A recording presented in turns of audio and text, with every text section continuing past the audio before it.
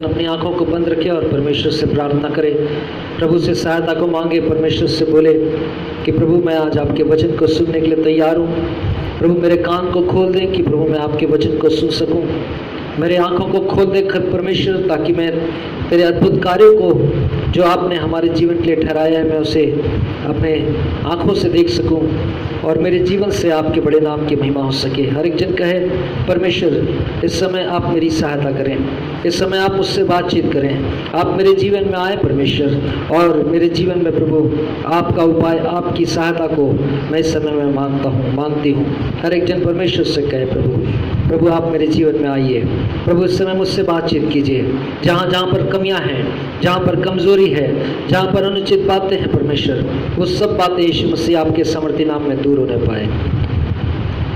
जीवित परमेश्वर, हम प्रभु यीशु मसीह के नाम से आपके चरणों के नज़दीक में उपस्थित हैं। हम आपका हृदय से धन्यवाद करते हैं क्योंकि आप सच्चे और जीवित परमेश्वर हैं। आपको छोड़ और कोई दूसरा ईश्वर नहीं प्रभु। हम आपकी महिमा करते हैं। और इस समय परमेश्वर हम सब जितने भी लोग परमेश्वर यहोवा इस प्रार्थना के साथ प्रभु अपनी आंखों को बंद किए हुए हैं, इस प्रार्थना के साथ शामिल है परमेश्वर, हम सब प्रभु अपने जीवनों को आपके अधीनता में लाते हैं। परमेश्वर आप हमसे बोले और बातचीत करें, और प्यारे परमेश्वर आपका वचन हमारे जीवन में काम करने पाए। यीशु मसीह के नाम से मांगते हैं, आमीन आमीन हालेलुया। प्रभु सबको आशीष दे। हम सब जो हैं वो भले चंगे हैं, तंदुरुस्त हैं। मैं विश्वास करता हूँ कि परमेश्वर का अनुग्रह और उसकी सहायता हमारे जीवन में बनी हुई है, और हम सब जो हैं वो परमेश्वर की आशीष और उसकी सहायता को प्रतिदिन पा रहे हैं। इन दिनों में जो समस्या चल रही है, क्या चल रही है? कोरोना वायरस का एक प्रकोप जो है वो भयानक चल रहा है।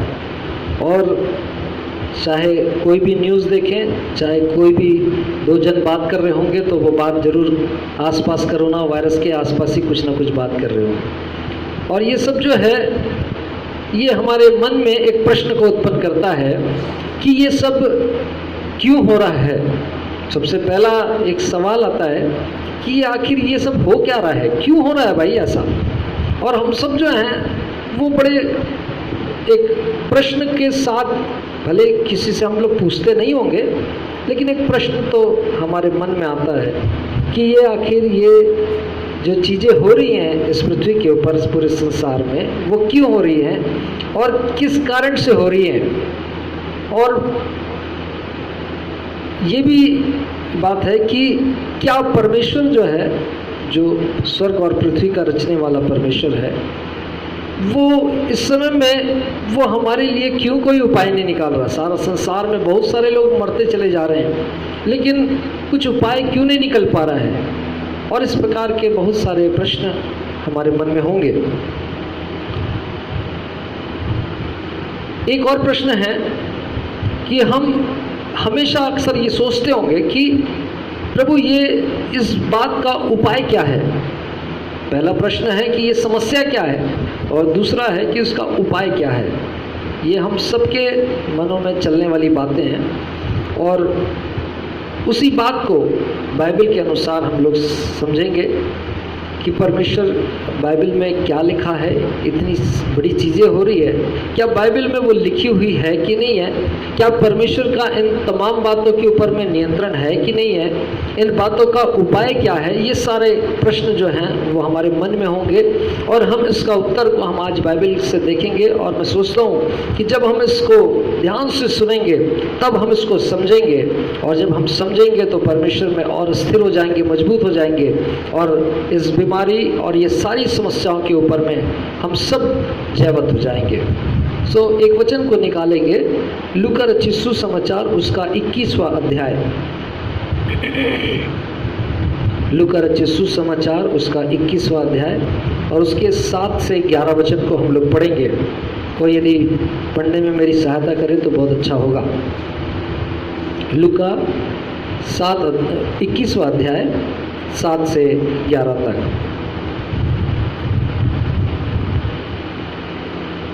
उन्होंने उनसे पूछा, हाँ, ध्यान से सुनेंगे। लिखा है कि उन्होंने उससे पूछा, हे गुरु, यह सब कब होगा? ये सब कब होगा? और ये बातें जब पूरी होने पर होगी, जब पूरी होने पर होंगी, तो उस समय का क्या चिन्ह होगा? तो उस समय का क्या चिन्ह होगा? परमेश्वर प्रभु यीशु मसीह से उनके चेले जो हैं इस बात को पूछ रहे हैं कि प्रभु यीशु मसीह आपके आगमन का, उस अंत का समय का क्या चिन्ह होगा, हमको पहले से बता दे। हाँ, उसने अर्थात प्रभु यीशु मसीह ने कहा, चौकस रहो कि भरमाए ना जाओ। हाँ, क्योंकि बहुत से मेरे नाम से आकर कहेंगे, क्योंकि बहुत से मेरे नाम से आकर कहेंगे, मैं वही हूँ, और यह भी संकट निकट आ पहुँचा है बोलेंगे, और तुम उनके पीछे ना चले जाना, तुम उनके पीछे ना चले जाना, और तुम लड़ाइयों हाँ, बलवों की चर्चा सुनो, जब लड़ाइयों और बलवों की चर्चा सुनो तो घबरा ना जाना, तो घबरा ना जाना, क्योंकि इनका पहले होना अवश्य है। इनका पहले होना क्या है? अवश्य है। उस अंत के दिनों में इन सब बातों का पहले होना अवश्य है, परंतु उस समय तुरंत अंत ना हो। परंतु उस समय तुरंत अंत नहीं होगा। हाँ, और आगे, तब उसने उनसे कहा, जाति पर जाति, जाति पर जाति, राज्य पर राज्य चढ़ाई करेंगे, राज्य पर राज्य चढ़ाई करेगा, और बड़े बड़े भूकंप होंगे, और क्या होंगे? बड़े बड़े भूकंप होंगे, और जगह जगह अकाल पड़ेंगे, और महामारियां पड़ेगी, और क्या पड़ेंगी? महामारियां पड़ेंगी। परमेश्वर पहले ही बता रहा है कि उन दिनों में क्या पड़ेंगे? भूकंप होंगे, अकाल होंगे, और महामारियां पड़ेंगी, और आकाश से भयंकर बातें और बड़े बड़े चिन्ह प्रकट होंगे। आकाश से क्या होगा? बड़े बड़े बातें और चिन्ह, आकाश से भयंकर बातें और बड़े बड़े चिन्ह प्रकट होंगे। बस प्रभु आपको आशीष दे। सो इस वचन को हम लोग पढ़ रहे हैं कि परमेश्वर इस बात को प्रकट करता है कि अंत के दिनों में, अर्थात प्रभु यीशु मसीह के आगमन के पहले ये सारी चीज़ें होंगी। अकाल होगा, भूकंप होंगे, महामारियाँ होंगी, लड़ाइयाँ होंगी, बलवा होगा, और आकाश में विभिन्न प्रकार के चिन्ह जो हैं वो प्रकट होंगे। अब जो ये चीज़ें हैं, ये सारी बातें जो हैं वो बहुत सालों से हम देख रहे हैं। अकाल होता है, महामारियाँ होती है, और भूडोल होता है, भूकंप हो जाता है। ये सारी बातें तो हो रही हैं, ये सारी बातें हो रही है। ऐसा नहीं है कि ये सारी बातें पहले से नहीं हो रही है, लेकिन सारी बातें होने के बावजूद जो है, ये चिन्ह जो है वो किस प्रकार से परमेश्वर प्रभु यीशु मसीह के आगमन का या अंत के समय का चिन्ह है, इस बात को समझने की आवश्यकता है। यहाँ पर परमेश्वर हमको प्रकट करता है कि ये सारी चीज़ें जो हैं, ये भयंकर बातें जो हैं, बड़े बड़े चिन्ह जो हैं, ये सब उन दिनों में प्रकट होंगे। और वो इन दिनों में जो प्रकट हो रहे हैं, वो चिन्ह जो है वो प्रभु यीशु मसीह के आगमन का चिन्ह है। इस बात को हमको समझना है। महामारियां तो पहले भी हो रही थी, है ना। हम लोग कई बार सुने हैं, डेंगू हुआ, हमारे शहर में ही हुआ, बहुत डेंगू फैला था, चिकनगुनिया हो गया था, जॉइंटिस हो गया था, और नाना प्रकार की बहुत सारी समस्याएं जो हैं वो काफ़ी समय से हम होते हुए देख रहे हैं। लेकिन ये जो चिन्ह है, ये जो विशेष बात है, ये अंत के दिनों का चिन्ह क्यों है, इस बात को हम लोग समझेंगे। और उसको यदि हम लोग समझना चाहें तो उसी अध्याय, लूका 21वें अध्याय के 34वें और 35वें वचन को पढ़ेंगे।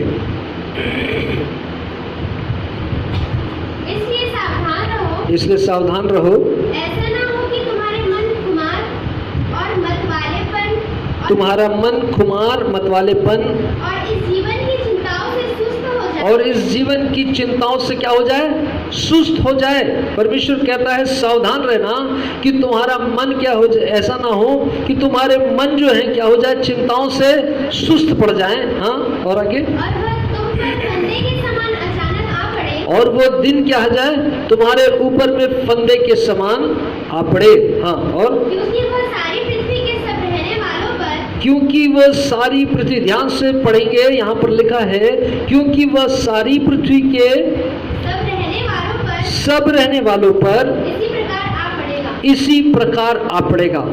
सारी पृथ्वी के सब रहने वालों पर ये विपत्ति के दिन जो हैं वो आएंगे।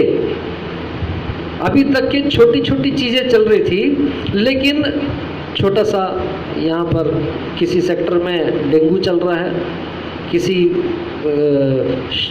शहर में मलेरिया का प्रकोप चल रहा है, ऐसा ऐसा चल रहा था।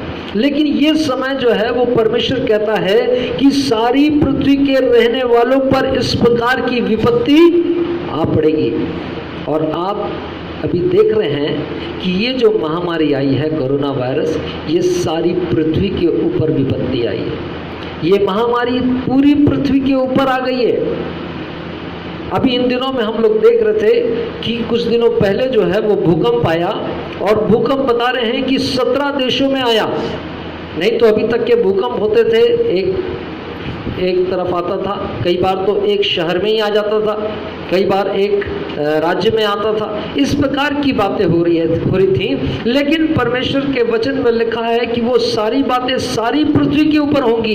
ये विपत्ति के जो दिन है, जो प्रभु यीशु मसीह के आगमन का समय का चिन्ह है, वो परमेश्वर पहले ही प्रकट किए कि वो सारी पृथ्वी के ऊपर रहने वालों के ऊपर एक साथ पड़ेगा। और इन दिनों में वो बातें हो रही है जो अभी तक नहीं हुई थी। और हम इस बात को देख रहे हैं कि कोरोना वायरस जो है वो पूरी पृथ्वी के ऊपर में फैला हुआ है। पूरी पृथ्वी 200 से ज़्यादा देश जो हैं इस कोरोना वायरस की चपेट में आ गए, और पूरी पृथ्वी के ऊपर ये संकट जो है वो आ चुका है। जागते और हर समय क्या करना, प्रार्थना करते रहना, ताकि तुम जो है इन सारी समस्याओं से, विपत्तियों से, इन आने वाली घटनाओं से जो इस पृथ्वी के ऊपर भयानक रीति से आने वाली है, तुम इन घटनाओं से बचे रह सको। और मनुष्य के पुत्र अर्थात प्रभु यीशु मसीह के सामने जो है खड़े होने के योग्य भी बनते जाओ। एक तीर से दो निशाना, विपत्ति से भी बचेंगे और प्रभु यीशु मसीह के सामने जो है उपस्थित होने के योग्य भी बन जाएंगे। प्रभु यीशु मसीह इस बात को प्रकट कर रहे हैं कि इन दिनों में क्या करना, चौकस रहना और जागते, आत्मा में जागृत रहना और निरंतर प्रार्थना करते रहना, ताकि तुम जो है इन आने वाली समस्याओं से, उन घटनाओं से, उन विपत्तियों से, उस संकट से जो पूरी पृथ्वी के सब रहने वाले के लोगों के ऊपर में पड़ने वाला है, उसमें क्या कर तुम बचे रह सको। परमेश्वर हमको उपाय दे रहा है, परमेश्वर हमको रास्ता बता रहा है। अपने बच्चों को जो है, अपने लोगों को, अपनी प्रजा को प्रभु यीशु मसीह इस रास्ता को बता कर गए हैं, और गजब की बात है लिख के दिए हैं हमको, ताकि हम इस बात को पढ़ें और उसके अनुसार से सावधान हो जाएं। और परमेश्वर हमसे चाहता है कि हम परमेश्वर के इस उपाय को, हम सोचते हैं कि प्रभु इस महामारी का, इस कोरोना वायरस का क्या उपाय है। परमेश्वर ने हमसे पहले ही कहा है, वचन संहिता 91 हम सब लोग पढ़ रहे हैं ना, सब लोग बोल रहे हैं कि हमको वो परमेश्वर जो है वो महामारी से बचाएगा, है ना। हम लोग सब लोग बोल रहे होंगे प्रतिदिन, और हम सबको बोलना है कि वो परमेश्वर मेरे निकट 1000 मेरी दाहिनी और 10,000 गिर सकते हैं, लेकिन वो मेरे पास नहीं आएगा। वो दिन दोपहरी उजाड़ने वाला जो है वो मरी और महामारी मेरे निकट में नहीं आएगी। ये सब हमको बोलना है, क्योंकि वो परमेश्वर की वाचाएं और प्रतिज्ञाएं, और परमेश्वर की प्रतिज्ञाएं हमारे जीवन में तब पूरी होंगी जब हम उन बातों पर विश्वास करेंगे और उसके अनुसार अपने जीवन को तैयार करेंगे। और परमेश्वर के वचन में हम इस बात को पढ़ते हैं कि प्रभु यीशु मसीह एक सीक्रेट जो है, एक उपाय जो है वो अपने लोगों को बता कर गए हैं कि ये उपाय तुम किया करना। ये एक छोटा सा, एक साधारण सा उपाय है, कोई बहुत कठिन काम परमेश्वर ने नहीं दिया। परमेश्वर ने नहीं बोला सिर मुंडा लेना, कपड़ा वपड़ा निकाल देना, कमंडल धर के वहाँ पर, कहाँ, हिमालय, ऐसा कुछ बोला क्या? नहीं बोला। परमेश्वर ने बहुत साधारण उपाय बताया। उस समय में क्या करना, और अधिक प्रार्थना करना, निरंतर प्रार्थना में लगे रहना, आत्मा में जागृत रहना, और इस प्रकार से हम परमेश्वर के राज्य में प्रभु यीशु मसीह के सामने उपस्थित खड़े होने के लिए भी हम उस योग्य बन जाएंगे। और ना केवल उतना, लेकिन परमेश्वर बोलता है इन तमाम विपत्तियों के बीच में तुम क्या करोगे, बचे रहोगे। हर कोई बचना चाह रहा है, और बड़े बड़े लोग जो हैं इन दिनों में अंडरग्राउंड है, सब क्वारंटाइन बोल बाल के सब कहाँ कहाँ गायब हो गए, छुप गए, पता नहीं चल रहा है, सबको डर है। लेकिन परमेश्वर हमसे कह रहा है कि यदि तुम निरंतर प्रार्थना करते रहोगे, तुम इन तमाम आने वाली घटनाओं से क्या रहोगे, बचे रहोगे। परमेश्वर एक सुंदर और एक साधारण सा उपाय हमको बता रहा है जो बहुत ही आसान है। कल को आने वाले दिनों में यदि हम परमेश्वर से कहें प्रभु कि प्रभु हमारे पास तो समय नहीं था, तो प्रभु बोलेगा भैया लॉकडाउन करवा दिया था और कितना चाहिए समय, बोलेगा ना, लॉकडाउन हो गया था। अब बोलो तुम्हारे पास तो बहाना का कोई चक्कर ही नहीं रहा है। लॉकडाउन के समय में हम सब जो है घर के अंदर में है ना, परमेश्वर हमको समय भी दे रहा है कि लो मेरे बच्चों और प्रार्थना करो, लो मेरे बच्चे और तैयार हो जाओ, क्योंकि वो समय जो है वो निकट और निकट आता चला जा रहा है। और परमेश्वर हमसे चाहता है कि हम सब जो हैं उस परमेश्वर के अनुसार जो है हम तैयार हों, और परमेश्वर की इच्छा है कि उस उपाय के साथ में हम जाएं। यदि हम परमेश्वर के वचन में से देखेंगे तो बहुत सारे ऐसे समय हैं जब परमेश्वर ने छोटे छोटे उपाय को बताया। परमेश्वर के वचन में मैं इसको बहुत नहीं बताऊंगा, आप उसको वर्ष को नोट कर लीजिए। निर्गमन उसके आप 15वें अध्याय को बाद में पढ़िएगा घर में, 14वें अध्याय को माफ कीजिएगा। और वहां पर लिखा है कि जब जो इजरायली जो है वो निकल कर जो है मिस्र देश से निकल कर अब कनान देश में जाने वाले थे, सामने लाल समुद्र आ गया।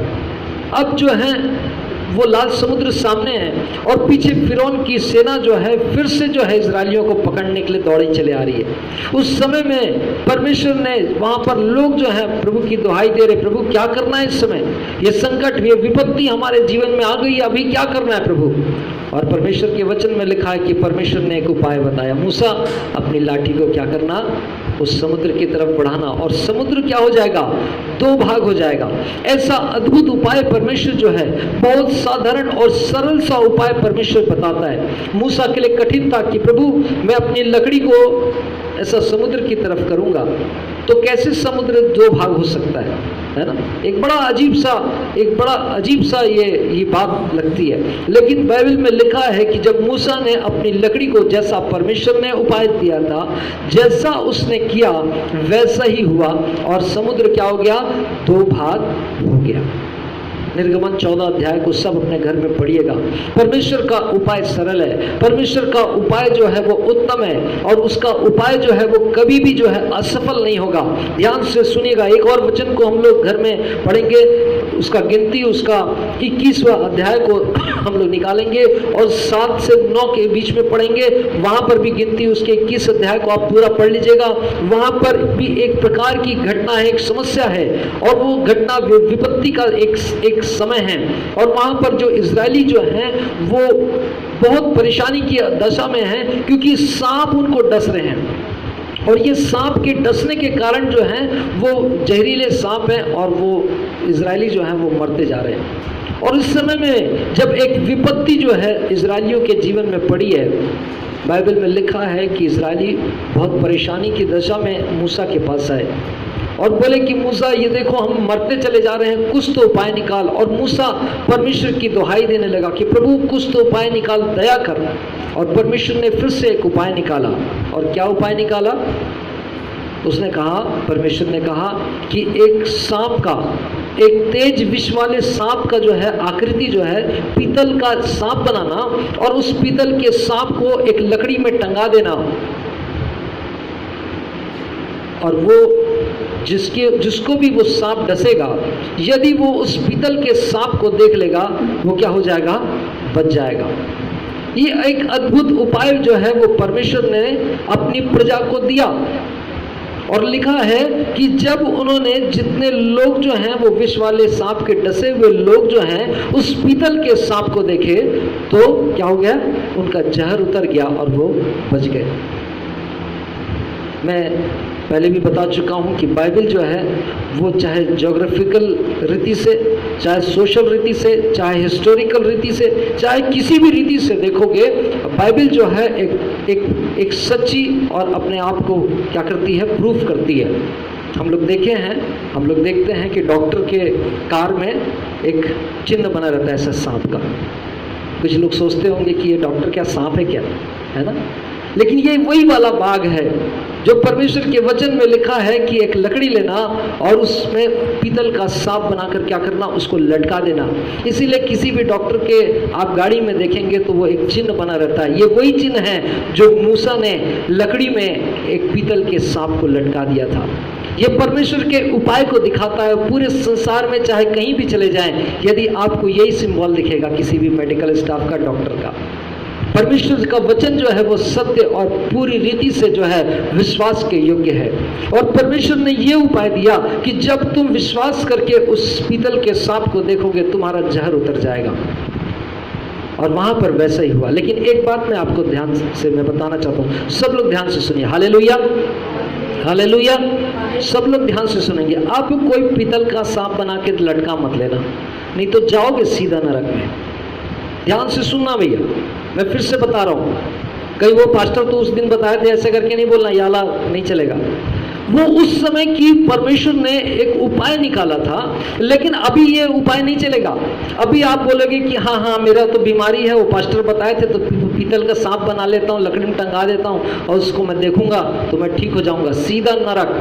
क्योंकि अब परमेश्वर ने जो है वो हमारे लिए दूसरे उपाय को रखा है। वो इजरायलियों के लिए उस समय का उपाय था, लेकिन इस समय जो है परमेश्वर ने हमको एक उपाय दिया। क्या उपाय दिया है?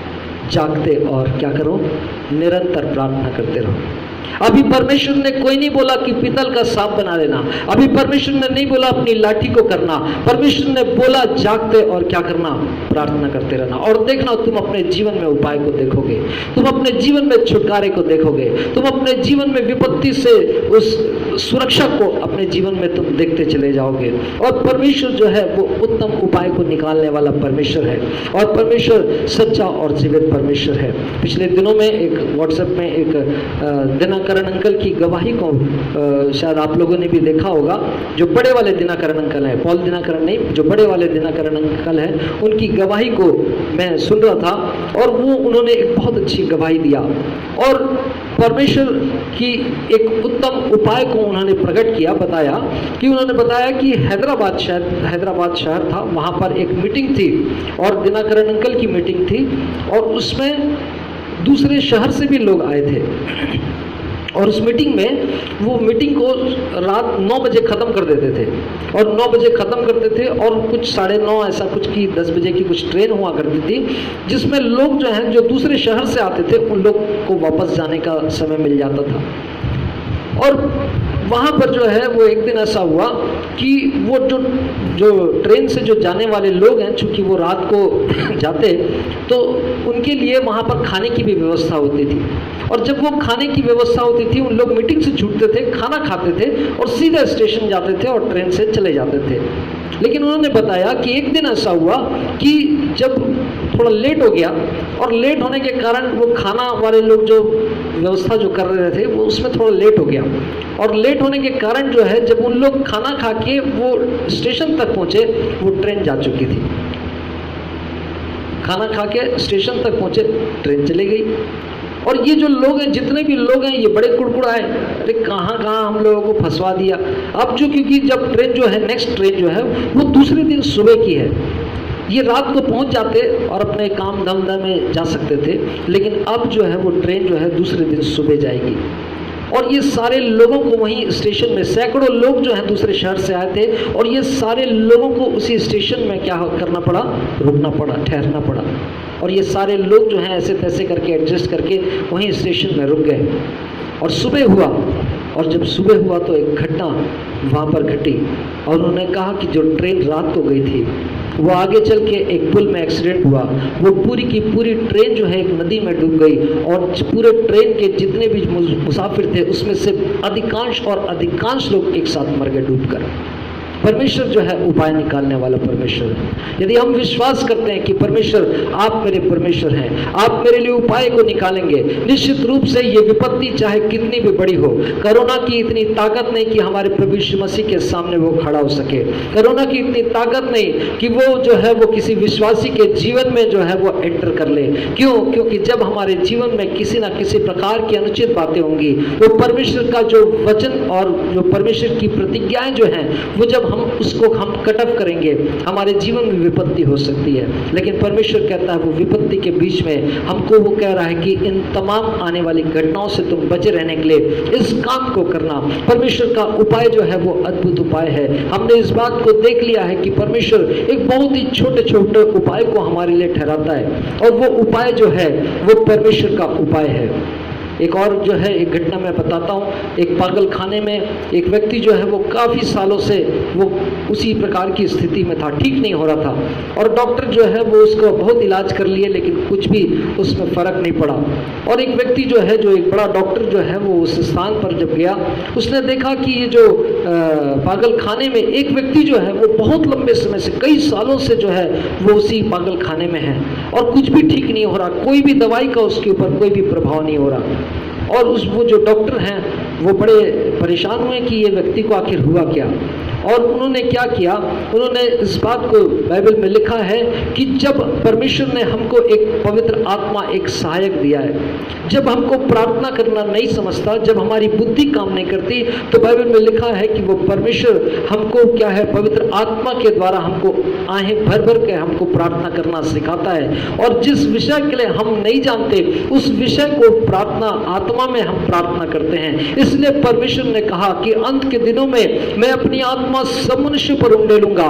और हम सब जो हैं वो परमेश्वर के अनुग्रह से उसी अंतिम समय में हैं जब परमेश्वर चाहता है कि मैं अपनी आत्मा सब मनुष्य पर उंडेलूं, और सब जो हैं वो अन्य भाषा और परमेश्वर की आत्मा के द्वारा प्रेरित होकर परमेश्वर के लिए परमेश्वर के सामने जो है वो विनती और प्रार्थना करते रहें। और वो जो डॉक्टर है वो उस व्यक्ति को जब उसने देखा तो उसने एक विचार किया कि इस व्यक्ति के लिए कोई भी उपाय काम नहीं कर रहा। साइंस का जो बुद्धि है वो वहाँ पर सीमित हो गई उस व्यक्ति के लिए। लेकिन वो जो डॉक्टर है वो उस व्यक्ति के पास जाने लगा और वहाँ पर जाकर जो है वो अन्य भाषा में प्रार्थना करने लगा। वो डॉक्टर जो है अन्य भाषा में प्रार्थना करता था उस व्यक्ति के सामने जाकर, और उसने डॉक्टर ने लिखा कि वो सिर्फ 10 दिन हुए कि उस 10 दिन में जो व्यक्ति है वो पूरी रीति से चंगा हो गया और छुट्टी हो गई और वो घर चले गया। Hallelujah, hallelujah. मित्रों, परमेश्वर के पास में उपाय है। ये समय है अन्य भाषा में प्रार्थना करने का, ये समय है परमेश्वर के सामने जागृत और निरंतर प्रार्थना करने का, ताकि हम आने वाली विपत्तियों से बचे रहें। परमेश्वर के पास में आपके लिए उपाय है, परमेश्वर के पास में आपके लिए सारी योजना है कि किस प्रकार से उन विपत्ति के समय में, जिनको मैंने अपने आने का, अपने आगमन का चिन्ह ठहराया है, उस समय अपने बच्चों को मैं किस प्रकार से बचाऊंगा। और परमेश्वर ने अपने बच्चों को लिख कर दिया है, मेरे बच्चों ध्यान रखना, जैसे जैसे तुम उन बातों को होते हुए देखना, तुम क्या करना, जागृत रहना, अपने आत्मा में जागृत रहना और निरंतर प्रार्थना करते रहना। और इस प्रकार से हम अपने जीवन में परमेश्वर के उपाय को पाएंगे और परमेश्वर के अनुग्रह से हम इन तमाम बीमारी, विपत्ति और घटनाओं से जो इस पृथ्वी के ऊपर अंत के दिनों में भयानक रीति से घटने वाली है, उससे हम जयवंत हो जाएंगे। निश्चित रूप से परमेश्वर का उपाय आज हमारे साथ में है। हम सब जो हैं वो और भी अधिक प्रार्थना करें। टीवी देखने में ज़्यादा समय मत लगाएं। जो फेसबुक में घुसे हुए हैं वो थोड़ा फेसबुक से बाहर निकल जाएं। जो व्हाट्सएप में है वो व्हाट्सएप से थोड़ा सा क्या हो जाए, थोड़ा दूरी कर लें, थोड़ा दोस्ती जो है काट लें, क्योंकि परमेश्वर चाहता है हम इस समय जो है वो परमेश्वर के साथ दोस्ती करें। इस समय हम अधिक से अधिक समय जो है परमेश्वर के साथ में बिताएं। इस समय हम अधिक से अधिक समय जो है वो परमेश्वर की उपस्थिति में बिताएं। और निश्चित रूप से हमारे जीवन में ये कोई भी समस्या, विपत्ति, घटनाएं, समस्याएं जो हैं वो कारगर नहीं होंगी और हमारा जीवन परमेश्वर के अनुग्रह से जीवन ठहरेगा। अपने स्थान पे हम सब खड़े हो जाएं, प्रार्थना करने के लिए जा रहे हैं। परमेश्वर से कहें कि प्रभु आज आपके वचन के अनुसार मुझको प्रार्थना करना सिखा। मैं प्रभु आत्मा में प्रार्थना कर सकूं, मैं आपके चरणों के नज़दीक में प्रार्थना में निरंतर मैं बना रह सकूं। प्रभु ये समय जो है आपके अनुग्रह से जो आपने मुझे दिया है और आपने जो चिन्ह ठहराया है वो मेरे जीवन के लिए परमेश्वर प्रभु अद्भुत काम करे। और प्रभु जी मैं आपके अनुग्रह से प्रभु जी इन तमाम विपत्तियों और घटनाओं के बीच में, जबकि प्रभु इस पृथ्वी के अंतिम समय में ये भयानक रीति से होने जा रही है, प्रभु आप मेरी सहायता करें। परमेश्वर आप मेरी सुधि लें। हर एक जन अपने आंखों को बंद रखे, परमेश्वर से कहे अपना समर्पण करें, परमेश्वर से कहे प्रभु इस समय आप मेरी सहायता करें। परमेश्वर से बोले प्रभु आप मेरी सुधि ले परमेश्वर, मैं आपके लिए प्रभु जी हाजिर हूँ परमेश्वर। आपके वचन के अनुसार प्रभु मैं प्रार्थना करना चाहता हूँ, आपके वचन के अनुसार प्रभु जी मैं आपके और भी निकटता में और आत्मा में जागृत रहना चाहता हूँ। आप मेरी सहायता करें और परमेश्वर हमारी सहायता करने के लिए तैयार है। अरे अपने आंखों को बंद रखें और अपने मुंह को खोले और परमेश्वर से कहे प्रभु मेरी सहायता कर, मुझको प्रार्थना करने वाला जीवन दे प्रभु। ये समय प्रभु जी मेरे जीवन का प्रभु प्रार्थना और प्रार्थना में प्रभु व्यतीत होने पाए परमेश्वर। मेरा समय प्रभु जी कोई भी शैतान चुराने ना पाए परमेश्वर, लेकिन प्रभु आत्मा में प्रभु मुझको जागृत कर, ताकि प्रभु मैं निरंतर प्रार्थना में बने रहूं और परमेश्वर आपके अनुग्रह को पा सकूं। हालेलुया, धन्यवाद परमेश्वर। Hallelujah, hallelujah. हम सब अपने आप को प्रभु के हाथों में सौंपें और परमेश्वर से प्रार्थना करें, क्योंकि हमने वचन में देख लिया और सुन लिया कि परमेश्वर ने इन विपत्तियों से बचने का एक उपाय हमको दिया है कि हम प्रार्थना करें, हम जागते रहें और प्रार्थना करते रहें। हाँ प्रियो, जब जब हम सो जाते हैं शत्रु जो है वो आकर जंगली बीज को बो जाता है। प्रियो हमें जागने की आवश्यकता है, हमें आत्मा में जागृत रहने की आवश्यकता है, हमें प्रार्थना में बने रहने की आवश्यकता है, हमको दिन प्रतिदिन परमेश्वर की उपस्थिति में बढ़ने की आवश्यकता है। प्रियो वो अनुग्रह परमेश्वर से मांगे, वो सहायता परमेश्वर से मांगे, पवित्र आत्मा से कहे पवित्र आत्मा आप मेरी सहायता कीजिए ताकि मैं प्रतिदिन परमेश्वर की उपस्थिति में रह सकूं। पवित्र आत्मा मेरी सहायता करिए कि परमेश्वर की इच्छा और मर्जी के अनुसार मैं प्रार्थना कर सकूं। पवित्र आत्मा जी मुझे तैयार करिए, प्रभु यीशु मसीह के इस गुप्त आगमन के दिन के लिए मुझे तैयार करिए मेरे परमेश्वर। हाँ प्रियो, ये हमारी तैयारी का समय है, यह हमारी तैयारी का समय है। यदि हम इन दिनों में अपने आप को, अपनी आत्मा को तैयार करते हैं, हम परमेश्वर की उपस्थिति में रहते हैं, निश्चित रूप से परमेश्वर हमें आने वाली विपत्तियों से, समस्याओं से परमेश्वर हमको बचाएगा, क्योंकि हम अंत के दिनों में हैं। समस्याएं तो आएंगी मेरे प्रियो, विपत्तियां तो आएंगी, क्योंकि परमेश्वर के वचन में लिखा हुआ है, लेकिन यदि हम प्रार्थना करेंगे तो परमेश्वर हमको सुरक्षा देगा। Hallelujah, hallelujah, thank you Lord, thank you Jesus. ये समय प्रार्थना करने का है, आप हमारे साथ मिलकर प्रार्थना करिए। आपके जीवन की कौन सी कमजोरी है आप जानते हैं प्रियो, आप अपने उस कमी को प्रभु के सामने लाइए। यदि आपके जीवन में कमी है कि आप प्रार्थना नहीं कर पाते हैं, उस कमजोरियों को परमेश्वर के हाथों में सौंपिए। यदि आप वचन नहीं पढ़ पा रहे हैं, आप उस कमजोरी को प्रभु के हाथों में सौंपिए, क्योंकि हमारे जीवन के हर कमजोरियों को दूर करने के लिए पवित्र आत्मा हमारे साथ है। Hallelujah, hallelujah. धन्यवाद करते सामर्थी परमेश्वर पिता, हम प्रभु यीशु मसीह के नाम में होकर प्रार्थना करते प्रभु जी, इन अंत के दिनों में परमेश्वर पिता और भी प्रभु हमें प्रार्थना करने वाली आत्मा से भर दीजिए मेरे परमेश्वर पिता, ताकि दिन प्रतिदिन प्रभु जी हमारे घुटनों का जीवन बढ़ता जाए प्रभु जी। ओ प्रभु हम आपके चरणों में ज़्यादा से ज़्यादा समय बिताने वाले हो सके परमेश्वर पिता। ओ प्रभु जी जो उपाय आपने हमें दिया है परमेश्वर पिता कि हमें प्रार्थना करना है, ओ प्रभु हम प्रार्थना में लगे रहे मेरे परमेश्वर पिता। ओ रबा शहीला खारा रबा, हाँ प्रभु आपका वचन बताता है, ओ जिस रात प्रभु ने पतरस और चेलों से कहा जागते रहो और प्रार्थना करो ताकि तुम परीक्षा में ना पड़ो, लेकिन बार बार चेतावनी देने के बावजूद भी प्रभु पतरस ऊँगता और सोता रहा और अगले दिन पतरस परीक्षा में पड़ गया और उसने प्रभु यीशु मसीह का इनकार कर दिया। ऐ मेरे खुदावन हमारे साथ ऐसा ना होने पाए प्रभु, हम ऊँगने वाले नहीं प्रभु, हम सोने वाले नहीं परमेश्वर, लेकिन प्रभु हम जागृत रहे आत्मा में और निरंतर हम प्रार्थना में लगे रहे परमेश्वर पिता, ताकि कोई शत्रु प्रभु हमारे जीवनों में जंगली बीज को ना बो सके मेरे परमेश्वर। ओ रबा शहीना खारा रबा पिता, हम प्रार्थना करते हैं प्रभु आज के ये वचन हमारे जीवन में 100 गुना फल को लेकर आए मेरे परमेश्वर पिता। हमारी प्रार्थना है प्रभु, ओ परमेश्वर जितने समस्या में है प्रभु, जितने रोगी हैं, जितने बीमार हैं प्रभु, आप उन्हें छुए और वो सब यीशु के नाम में चंगे हो जाए प्रभु। मेरे प्रभु मैं प्रार्थना करती हूँ यीशु मसीह के नाम से हर एक का छुटकारा होने पाए, हर एक को चंगाई मिले प्रभु, हर एक के हृदय में शांति आए प्रभु जी, हर कोई आपकी उपस्थिति में बढ़ता चला जाए परमेश्वर। प्रभु आप सबको बड़ी आशीष दीजिए जिन्होंने धीरज से प्रभु आज प्रभु आपके वचन को सुना है प्रभु। मेरी प्रार्थना है पिता ये वचन हर एक सुनने चाहने वालों के हृदय में, उनके जीवनों में 100 गुना फल को लेकर आए मेरे परमेश्वर। मेरे खुदावंद यीशु, इस समय प्रभु हम एक मन होकर प्रार्थना करते हैं प्रभु जी। हम इस कोरोना वायरस की समस्या के लिए प्रभु हम प्रार्थना करते हैं परमेश्वर पिता। आप इस पूरे विश्व से प्रभु जहाँ जहाँ पर कोरोना वायरस की सही संकट है प्रभु जी, हमारी प्रार्थना है पिता, उन देशों में प्रभु अपनी दया दिखा मेरे परमेश्वर पिता, अपना अनुग्रह कर मेरे परमेश्वर पिता। ओ प्रभु, सारे देशवासियों के लोगों को पापों को क्षमा कर दे मेरे प्रभु। ओ प्रभु, हर एक के अपराधों को क्षमा कर प्रभु जी। हाँ मेरे परमेश्वर, जब निनवे के लोगों ने पश्चाताप किया, मन फिराया, आपने निनवे नगर को नाश नहीं किया, लेकिन उन पर दया करके वहां के लोगों को बचाया मेरे परमेश्वर। मेरे खुदा, आप अनुग्रहकारी, विलंब से कोप करने वाले और अति करुणा में परमेश्वर है पिता। हम प्रार्थना करते हैं ओ प्रभु, देश देश के लोगों के ऊपर दया करिए प्रभु जी। हे पवित्र आत्मा, लोगों के हृदय पश्चाताप से भरने पाए पवित्र आत्मा जी।